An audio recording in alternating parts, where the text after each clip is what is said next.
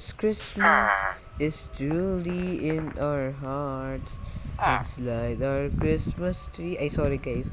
Hi guys! Welcome to Ayan Arkin at may update pala tayo ngayon. Pero di sa loob ng mall guys. Sa labas guys. May McDo sila dito guys. Meaning 24 hours ng McDo namin. Except ngayong Christmas kasi syempre Christmas has be open 24 hours pa rin. Give them a break, y'all. So, pwede ka nang pumasok sa mall dito. Sa LG lang pala guys yung open 24 hours na McDo. Pero sa iba, pwede sa open 24 hours pag halimbawa,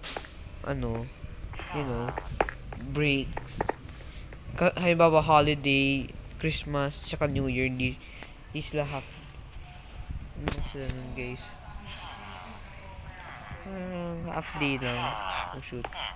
Nung nangyari na to, biglang nag-start ang rent na kuya kanila hanggang sa nagpapang dito sa ating Live ko kay Apple ko. Ooh! At thank you guys pala for watching. At Merry Christmas, my fans!